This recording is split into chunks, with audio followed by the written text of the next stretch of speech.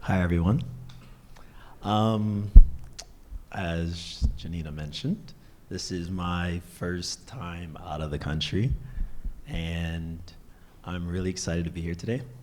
I'm a little bit nervous, but I'm gonna get through it.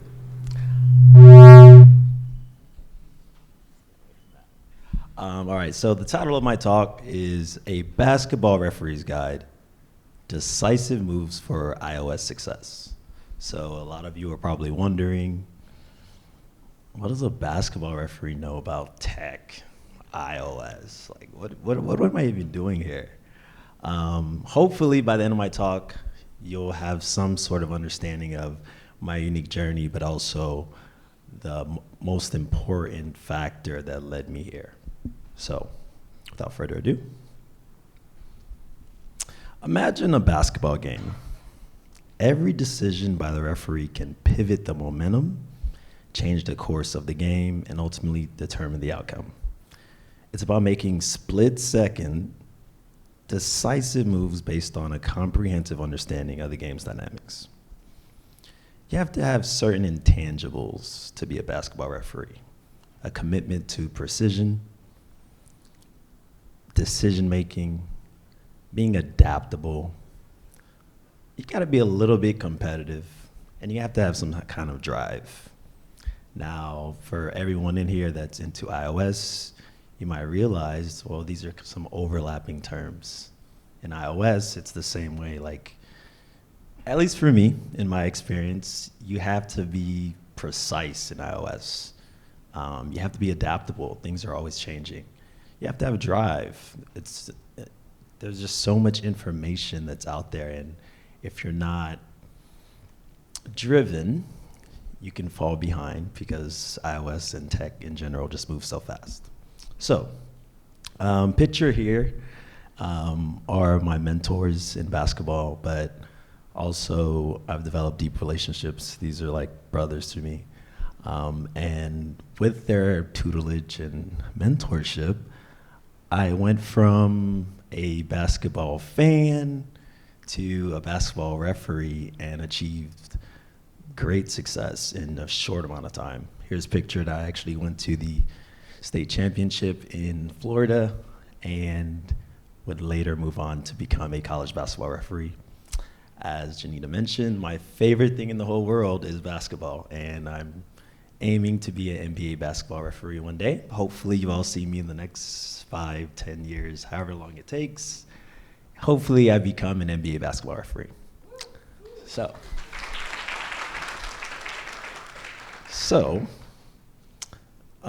as I mentioned earlier, in the realm of iOS development, success hinges on more than just technical expertise.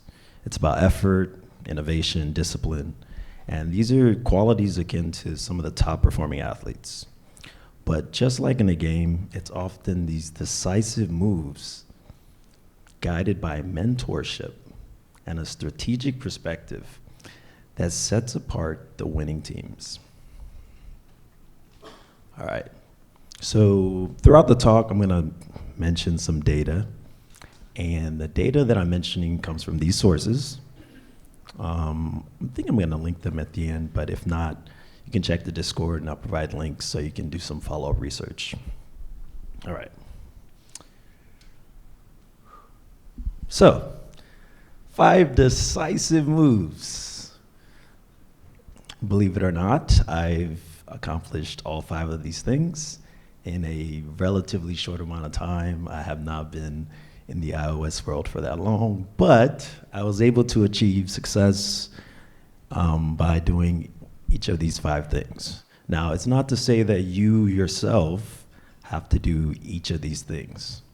However, if you're interested in building an app, if you're interested in working for a startup, if you're interested in being a mentor, starting a Swift blog, becoming a speaker, all of these things are possible. But these things can be accelerated if you are willing to embark on the path of mentorship. So let's talk about it. Tech for some transcends a mere passion. It evolves into a fulfilling career choice, offering stability and avenues for growth. Now, there are certain strategic moves that define iOS success. Each move is a decisive step toward that success, but mentorship is the guiding force, in my opinion. And hopefully throughout this talk, I can talk to you about how mentorship essentially led me to achieve each one of these steps, but also how it's continuing to shape my path moving forward. All right, trending up. During my research for this talk, I found some very interesting data that you might find interesting. So here's the changes in salaries between 2021 and 2022. For Swift developers, you went from making $59,000 to about $78,000. That's a pretty good jump for a median. For the average developer, it's a pretty big jump. This comes from the Stack Overflow developer survey, by the way. In 2022 and 2023, we see that number jump again. Now, that's kind of interesting, considering like we're going through an inflationary period right now. Everything is expensive. Gas, food, clothes, housing, education, everything is just expensive, in my opinion, of course. But if you're a part of the iOS ecosystem, the iOS community, you may not feel the impact of these changes as much as some other folks. The acquisition of Swift skills transcends more than just mere technical proficiency. It offers promise of stability, higher income, and the chance to alleviate some of these financial pressures that I just mentioned. Let's take a look at some data. Now, Zippia estimates iOS developer demographics and statistics in the United States by using a database of more than 30 million profiles. Our iOS developer estimates are verified against BLS, the census, and current job openings for data accuracy. Take a look at this data and you might be wondering, whoa, 86%, man, it's a pretty big number. But about 14% women. Now, in total, 16 to 17,000 iOS developers currently in the United States. 52% are white, 30% Asian, 8% Hispanic, 5% Black. Now, these numbers don't necessarily reflect all of tech, but in iOS, we've got some work to do. Let's take a look at some more data based on escalated cost of living and let's look at how it affects underrepresented groups. The cost of living isn't just about numbers on a spreadsheet. It deeply influences the opportunities available to individuals from various backgrounds. Now, while the burden of rising living costs affects various demographics differently, the opportunity for a career in iOS development presents a potential pathway to mitigate some of these challenges. Recognizing these disparities helps us understand the importance of inclusive practices, mentorship, and support networks in fostering a more diverse, equitable tech landscape. In the US, it's interesting. If you look at the distribution of total population and poverty by race, you'll see a very stark contrast. If you take a look at Black folks in America, they only represent about 13% of the population. However, in terms of poverty, over 1/5 of Black people living in America are living in poverty. Pretty crazy. Pretty crazy. How does this data reflect the world we're living in Just think about it. I want to talk about formerly incarcerated folks. A lot of folks that are formerly incarcerated have a lot of difficulty in re-entering the world and re-entering the workforce specifically. Here we can see some of the challenges they face. I thought this was a very interesting point. Upon release, formerly incarcerated people typically make $269 per week within the first year. Comparably, the average American employee makes about $507 per week. During inflation, you can see how that might be difficult to survive, along with the stigma of being formerly incarcerated. I found a couple other stats that were interesting. 64% of unemployed men in their 30s have a criminal record. So there you see a direct correlation. Having a criminal record can really impact your job opportunities. Formerly incarcerated people have a total unemployment rate of over 27%, with an average income of $20,000. Think about what you could do with $20,000 in a year. After 3 years, though, formerly incarcerated people with employment only have a 16% recidivism rate. So what does that mean? Well, the rate compared to those that are unemployed spikes to 52%. So your chances of becoming a repeat offender, finding yourself behind bars or back in an unfavorable situation significantly rises if you can't find employment.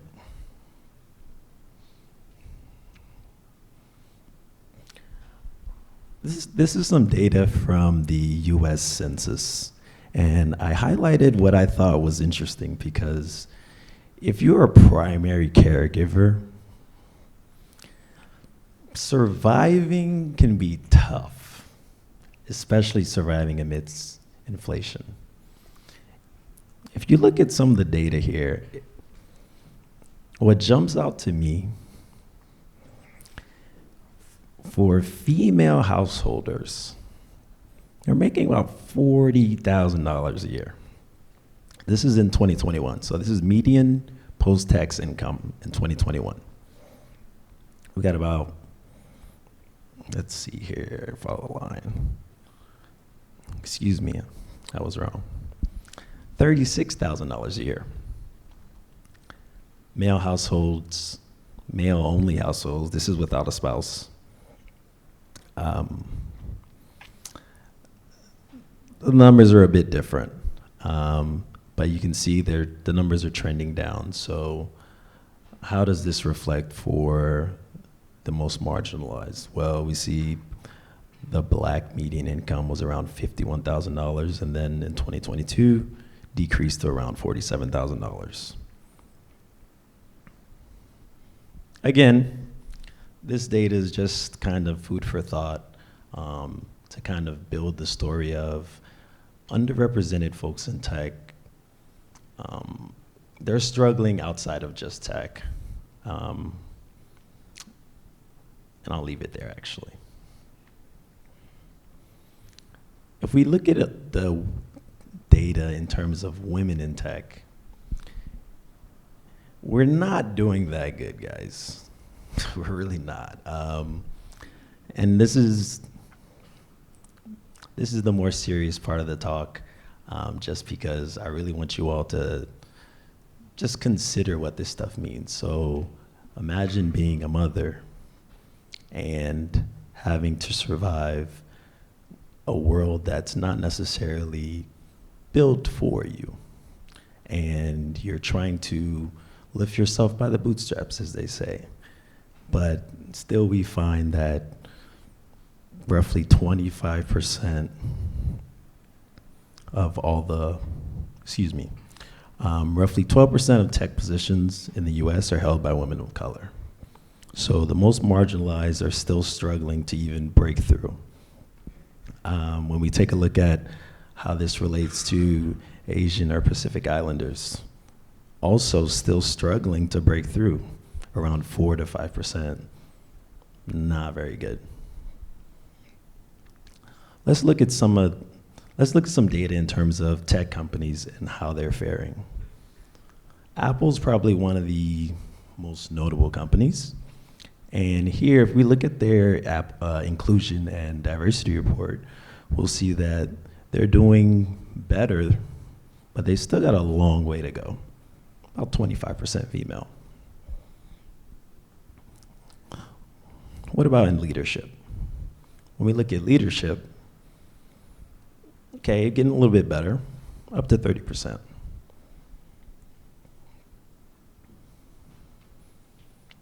We still have a long way to go in terms of access to education, access to resources, building more diverse networks, bias in hiring practice.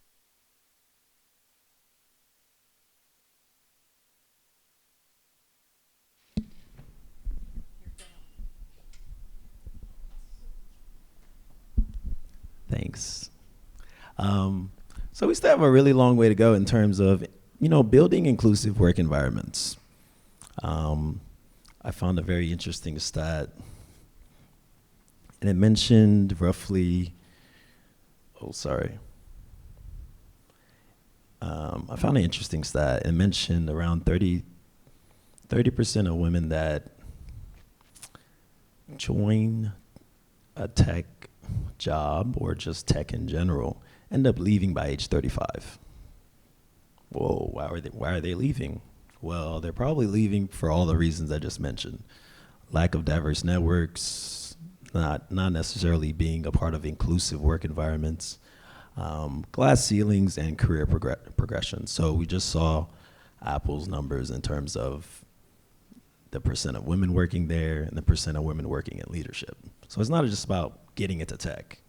You finally get to tech, finally get the job, you work hard, but it's like you're capped and you can't move any further. So there's still a long way to go. But one of the more interesting things about tech, in my opinion, of course, is that you literally sign up for solving challenging problems.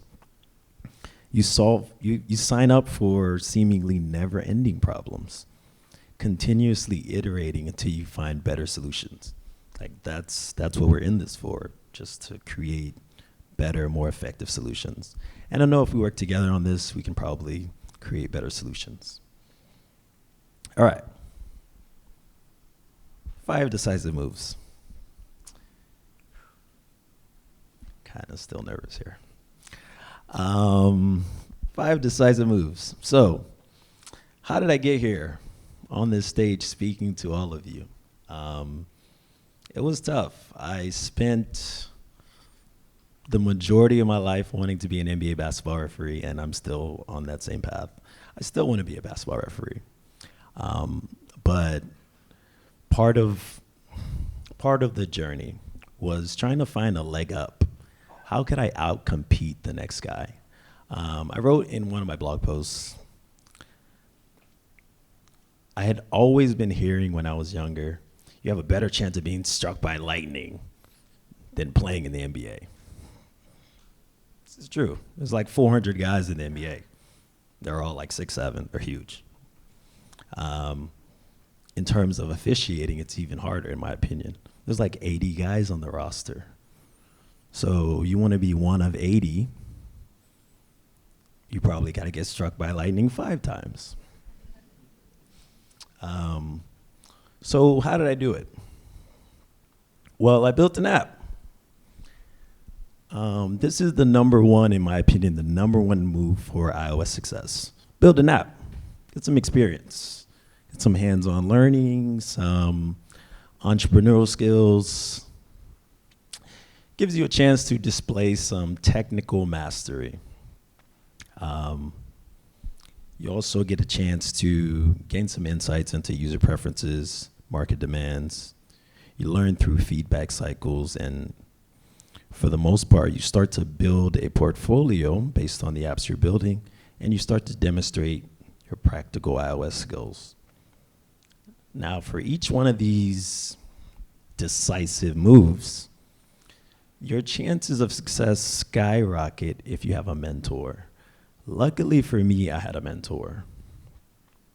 Not everybody has a mentor. So for the most part, this talk is about if you are looking to make that next step in your iOS journey, chances are you need a mentor. If you're looking to take that next step in your iOS journey, chances are you should seek a mentee-mentor relationship. So maybe you should start mentoring yourself.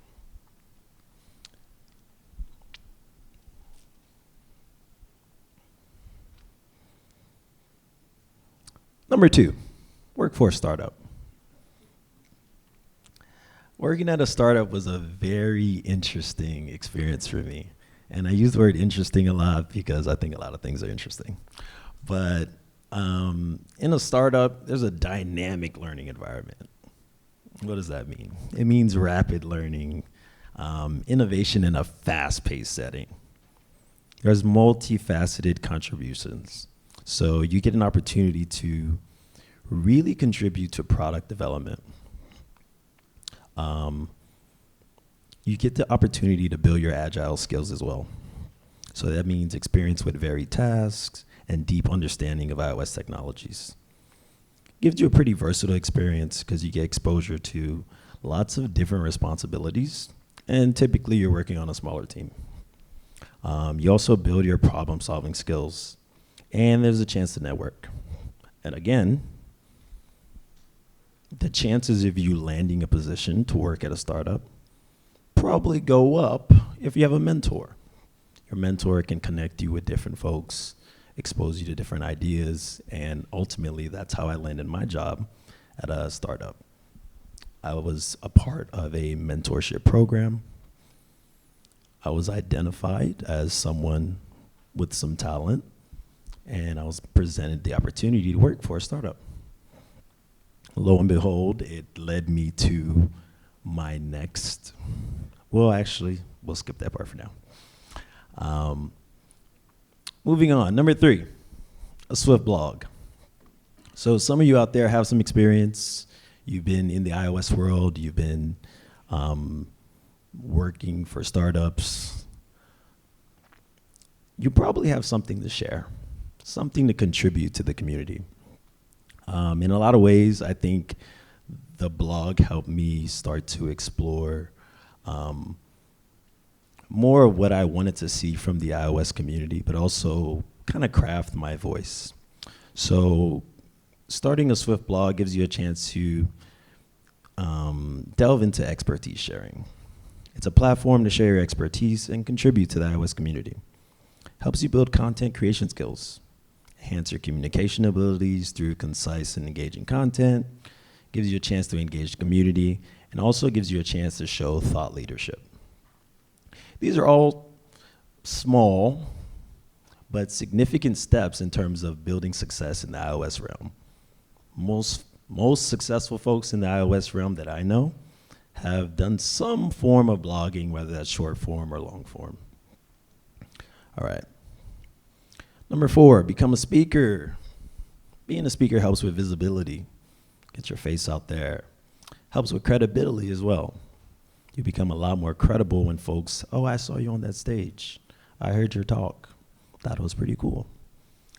It's also a unique experience because if you're like me, super introverted, speaking in front of people is like a crazy experience. Really nerve-wracking. Folks make funny faces while you're talking. Some folks don't pay attention at all. But also every now and then you get like reactions and stuff, and it makes you feel like, all right, I'm saying something that's important here. It also helps you expand your network. I expanded my network before I was a speaker, but after giving my first talk of sorts, I noticed immediately more folks reaching out to me. My network started to grow. I started to meet new people that I never thought I had the chance to meet. You know, deans, faculty, staff at universities, high-level developers, etc. All right, most important part, mentorship. I spent a couple summers mentoring students in Denmark, South Carolina, and all of it is detailed on my blog. I won't get into all of it today, but I learned a few things from mentoring that I think could be really useful to those of you here that are looking to take that next step, whether that's becoming a mentor or being a mentee and really leveling up your career. So, mentorship emerges as a crucial tool to address the lack of diversity in tech by breaking down systemic barriers and fostering an inclusive environment. It empowers individuals from underrepresented groups, broadening perspectives within the industry, and driving innovation by valuing diverse experience and insights. By cultivating mentorship programs that prioritize diversity, the tech sector can create a more inclusive and equitable landscape, ultimately benefiting the industry by creating more innovation and improving its societal impact. So, I've got this example that I want to go through pretty quick about the plant life cycle. So, at the seed stage, an individual's learning, they're interested in becoming a developer. It's like a seed.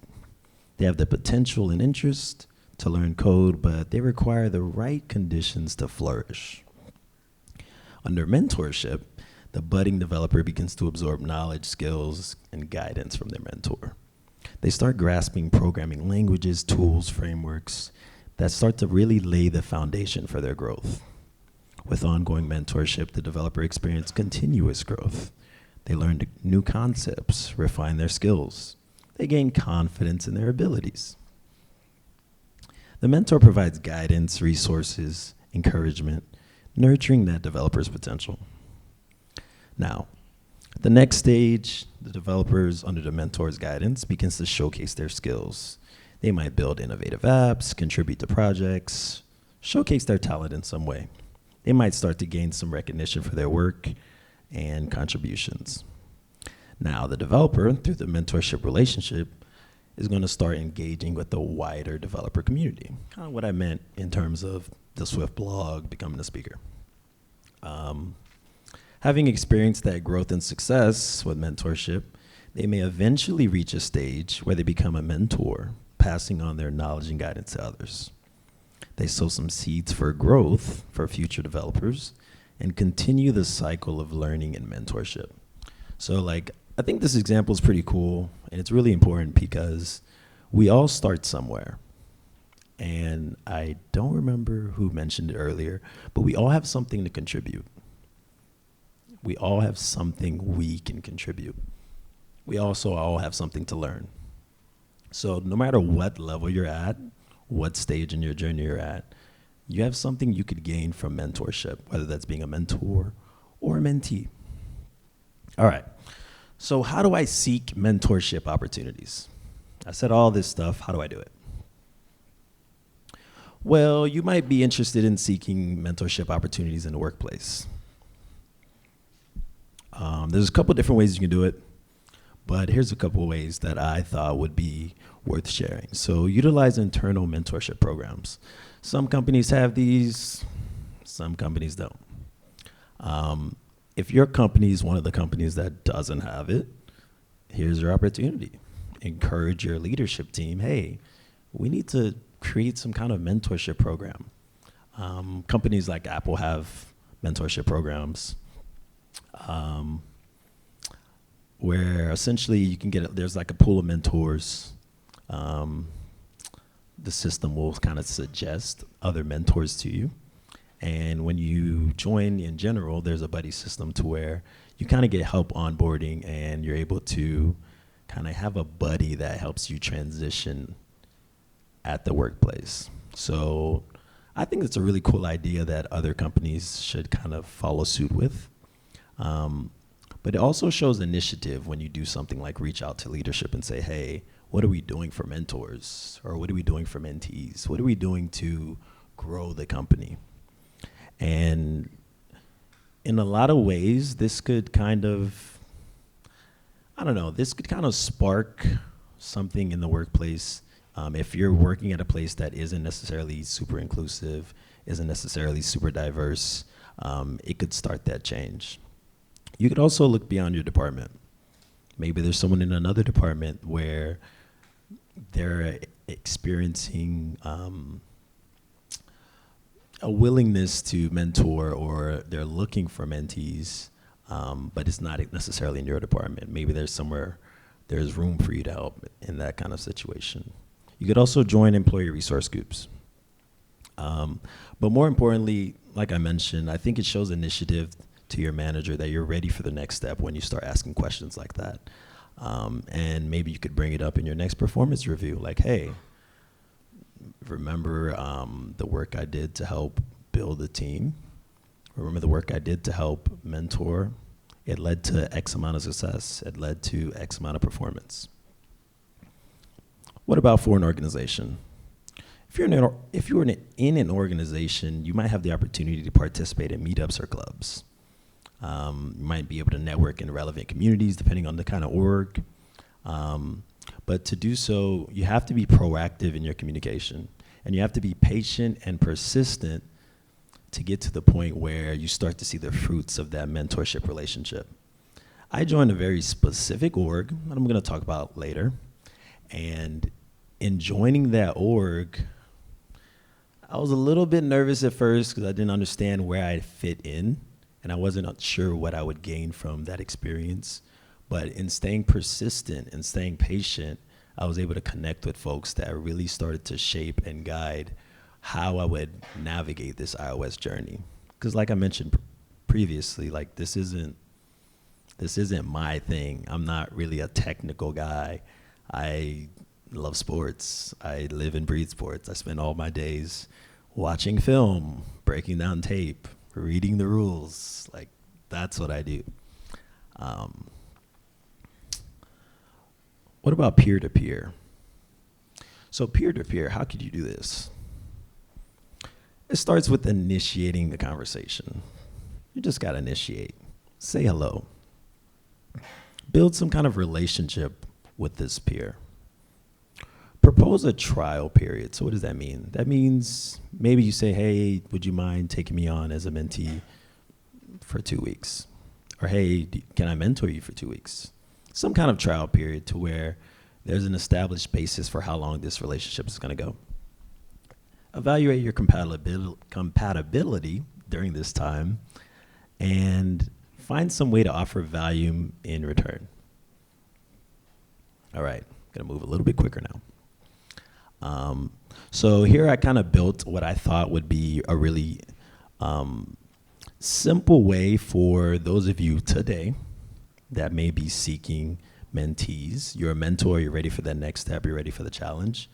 Here's a couple ways that you could start to seek mentees. I saw a couple examples online in terms of folks asking for mentees, but the way they did it was really vague, really generic. It wasn't exactly specific. So I came up with what I thought would be stuff you could add to a post on social media. Let's say you were looking for mentees. Stuff you could add. So you could add your tech stack, your years of experience, any resources or materials that you'd like to share, your location, your availability, frequency, or some kind of tags. And similarly for mentee seeking mentorship, it's essentially the same except one little caveat. I added the desired outcome. You may not necessarily be looking for a job. You may be just looking to understand Swift data. Maybe you are looking for a job. Maybe you're looking for help writing your blog. But being specific about your desired outcome could really shape the experience with your mentor and how they can provide help to you. All right. So for a mentor, there's a couple basic prerequisites that I think you should all have. So some technical expertise. You need to be able to provide some sort of guidance and support, be an effective communicator, but also an effective role model.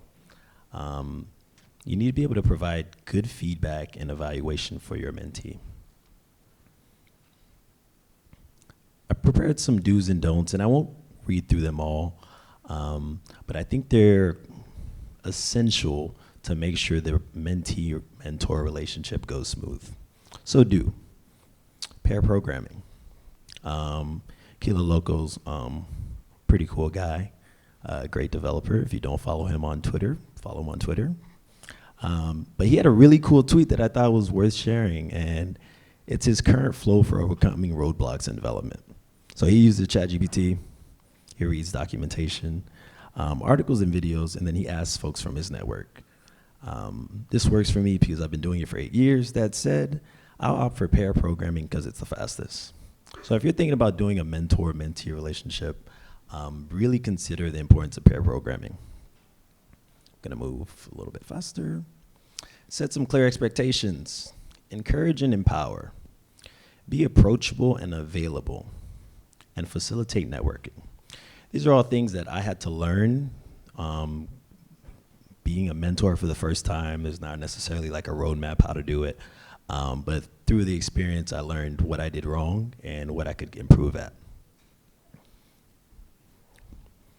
I have also included some don'ts. I think these don'ts are important because sometimes you underestimate being a teacher or a mentor. You kind of underestimate how it feels on the other side. So don't overwhelm your mentee with information. Don't underestimate their abilities, disregard their perspectives, or neglect communication. You need to be an active mentor. That means actively doing stuff. Don't impose personal goals, micromanage or dictate solutions, undermine their efforts, or neglect professional boundaries. All right, what about as a mentee? Seek guidance and learning opportunities. Engage actively and respectively. Act on the feedback and leverage social media. So that means being open to learning, taking initiative and responsibility, really showing respect and guidance, and communicating your needs clearly to your mentor. Observe and research. Express some genuine interest. Request a meeting. Seek collaboration, do regular check-ins. No one wants to be in a relationship, whether that's professional or not, where there's no communication, it doesn't feel active. Don't be inflexible or disengaged. Don't avoid seeking feedback. A lot of times we're afraid of criticism, but that's part of the journey. Most importantly, don't expect immediate results. As I mentioned earlier, when I first got into the realm of iOS development, I was really impatient, but I had to take some time to really stop and slow down because it's a process and you have to trust the process. It's not going to happen overnight, but once it starts happening really quickly. All right. The last part of the talk, I just want to get into the casebook because I felt like there are some orgs worth highlighting, but also individuals that are pursuing mentorship that could be models for you all if you would like to be a mentor or a mentee, could really just shed some light on the experience and how the relationship goes. I'd like to highlight Craig Clayton. He's an author. Some of you may know him. His Design to Code series, Design to Swift UI series on YouTube. But he's someone that leveraged mentorship and is now teaching a boot camp. He's taking that next level of, I was a mentor, I menteed, and now I'm taking that next level to, I'm creating a boot camp. I'm going to create possibilities for income and also success for myself. I'd like to highlight one of his mentees with this quote. Alandis Seals says, "Mentorship helped me a lot. I believe you need mentorship in everything you do. For me, it helped me grow from a beginner to an intermediate level in less than a year. I'll recommend it to anyone who's trying to grow. Someone that already knows what it takes to get where you're going and has already been in your shoes. Sometimes the internet doesn't have the correct answer. The mentor already has the answer that you need majority of the time. I'm very thankful to have a mentor. I don't think I'll be in this position without one." I'd like to highlight my brother, Mark Aupont. He does a lot of work. And frankly, he was integral in my development as a developer and others as well. He mentors with America on Tech, which was New York based, Elevate Orlando, and also HBCU C2. I have a couple quotes from some of his mentees. Ashley Rankin says, "I'm a huge believer in learning from the experience of others. I sought mentorship to improve on my skills as an app developer. I was able to take the knowledge I gained from that experience and apply it to my job."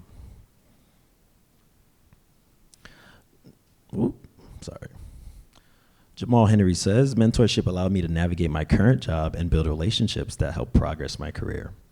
It allowed me to essentially skip the line. I do not have to suffer the consequences my peers face because my mentor prepared me in advance, allowing me to reach new levels at a faster pace." I thought this was a really cool org doing mentorship. It's called Hack Your Future. And essentially, they train people with refugee backgrounds to become web developers and software testers. Pretty cool. Here's some data in terms of 75% of the folks that went through Hacking Your Future, they did not have a job before that. Pretty big numbers. A quote from an anonymous trainee: "I was able to take control of my life and make decisions based on what I think is right for me." Here's another program that I really like. It's called Carrot, or Brilliant Black Minds. They specialize in like technical interview prep, and they were integral in helping me when I was preparing free technical interviews. Really cool feedback. Here's one of their tweets that I thought was really cool, which was another success story. Isaiah Smith ended up becoming a software engineer at Citi. Last but not least, underdog devs. The best for last. To me, personally, this is one of the best organizations tackling mentorship. Not only do they support folks from low economic backgrounds, the underrepresented in tech, but they specifically work with the formerly incarcerated. Rick Walter is one of my favorite people because he supported me when I first became a developer and encouraged me to keep going and keep going and keep going. If I needed resources, he was there to help me. I can't understate enough or overstate enough the impact of organizations doing this kind of work. Because as I mentioned earlier, tech has a diversity problem. And it's not one that can't be solved, but it takes very specific and deliberate folks that are willing to give back, that are willing to put their resources, make their resources available, that are willing to help grow the community. I want to highlight just one, but there's plenty to highlight. Here's an underdog dev mentee that later graduated and received a full-time iOS offer. He later received a promotion at work where, conveniently enough, he hired another underdog dev mentee. So you can see how the chain is moving, and you can see how the impact of mentorship is larger than we think. He says, "When I first started learning the program, it felt like I was in the middle of the Pacific Ocean treading water. No boats, no people, just water in all directions. It was vast and lonely. Then I got into underdog devs. I was plugged into a giant community that offered actual paths to jobs, advice, and help. More importantly, explicit direction for all the paths I could take." Now, I know I'm like super over time, but this is the end, I promise. The last thing I'll leave you with is one of my favorite books. It's called Race After Technology by Ruha Benjamin. And it really gets into the intersection of race and technology and the impact on all of our lives. But I really just wanted to share this one quote with you in terms of how we can move forward together. And it's moving slower and empowering people. That's the power of mentorship. Mentorship allows us to empower people. So the last thing I'll say is Own your primary. This is referee jargon. Own your primary. What can you do? Could you be a mentor? Could you be a mentee? Special thanks to all the folks that encouraged me to be here today and the folks that made this talk possible. Thank you.